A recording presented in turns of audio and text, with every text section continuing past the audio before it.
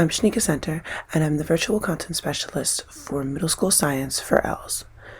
This is the second video on building student agency applied to the lessons for the week of March 15th. So this video is going to be focused primarily on the strategy of tools for collaboration, and I'm going to show you how to use some of these tools in your lessons. Again, these lessons are going to be focused on grade 8 science curriculum, but you can use this for any curricular and grade level. So to review, what is student agency? So student agency is giving students an opportunity to make decisions about their learning and how they're going to learn certain concepts. Okay, last video we focused on how to group students and how to put them into breakout rooms. Today's lesson is going to focus on, so now that they're in these breakout rooms and you want them to work together, what can you do? So I'm going to show you a few different tools that you can use. Okay, so I'm going to focus primarily on using Padlet and Slides for collaboration. I think these two websites are really user-friendly, and students and teachers can quickly get the hang of how to use both of them. They're also really versatile. You can do a lot of things with just these tools, and if you're uncomfortable or unfamiliar with other websites, most of the features of other websites can be built into your Slides or Padlet creations. So what is Padlet? So Padlet is a really nice website where you can build like thought boards for students. So I don't have the paid version, so I'm only able to make 4 Padlets, but I still have one left. But if you look at this one example, these are all students' thoughts on this prompt that I created, and students are able to see each other's posts. They're able to like each other's posts.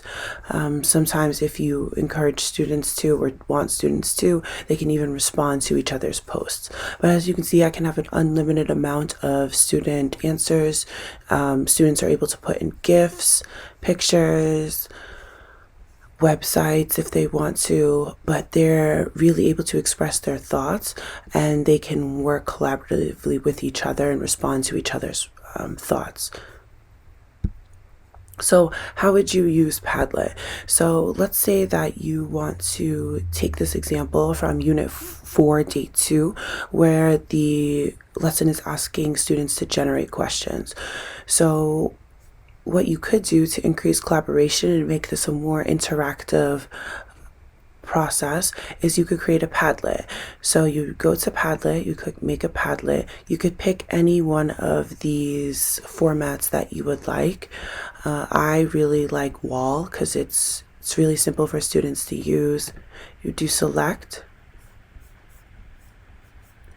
and then you could copy and paste my question that I have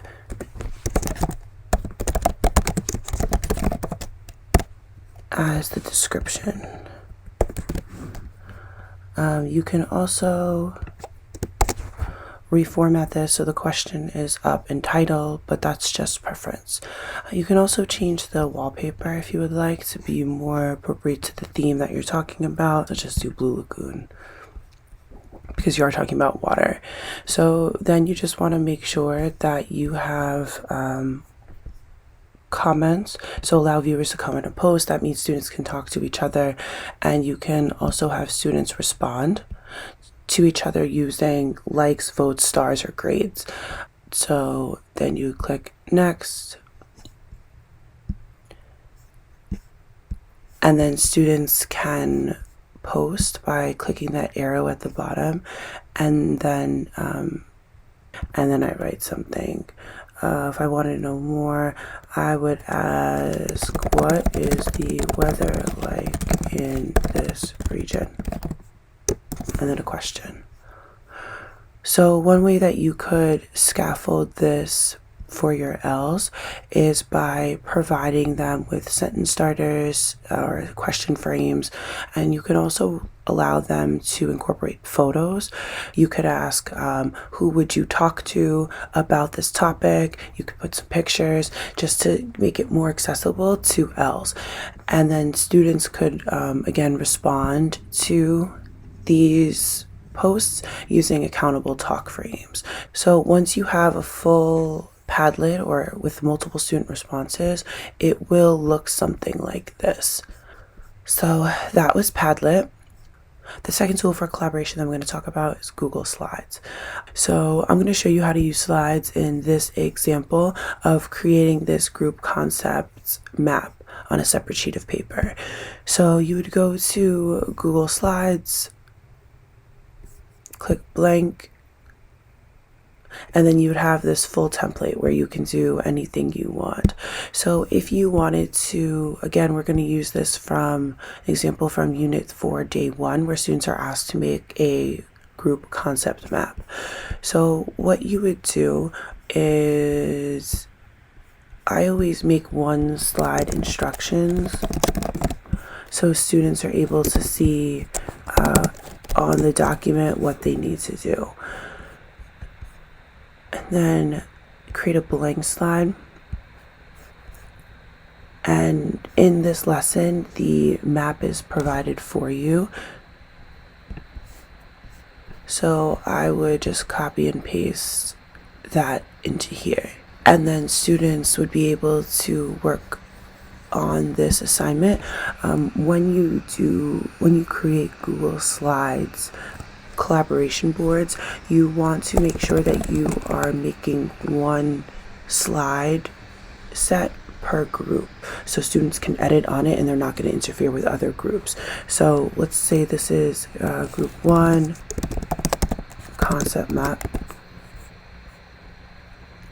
So then once you finish making the template that you want students to work on, you would go File, make a copy, entire presentation, and then you can rename it. So then it's group 2 concept map, and then already you'd have 2 copies of the same concept map or same template.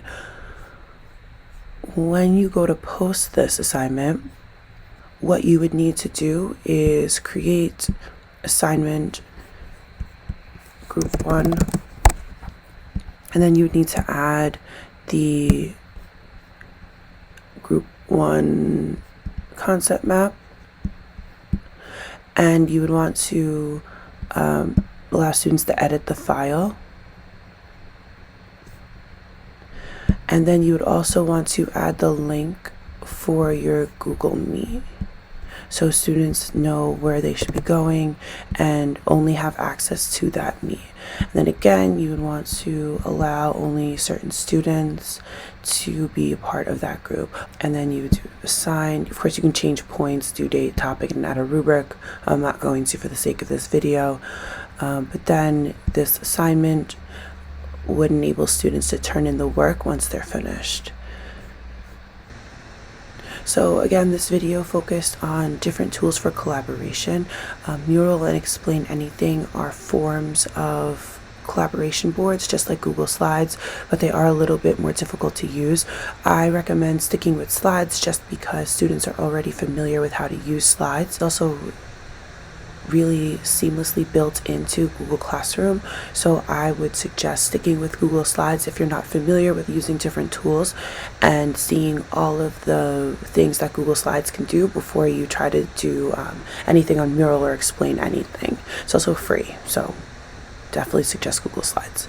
Before we end, quickly, just some tips. Make sure you keep it simple. The simpler that the processes are, the more likely students will be successful, the more likely you will be successful, and the less likely frustration and technical difficulties will occur. Remember to be intentional. Think about which tools you're using and why you're using them. Don't just use Mural because you heard someone say that Mural is really cool. Also be intentional about the purpose. If you want students to collaborate on some sort of forum, maybe just stick with Padlet. You don't necessarily need to use Jamboard, especially again if you're not comfortable using it. And add additional scaffolds, add sentence starters, try to figure out ways that you can incorporate pictures for students to answer questions or using pictures to answer questions. So this is the end of the video. I hope you enjoyed it. I hope you found it helpful. I look forward to seeing you in our last video on building student agency.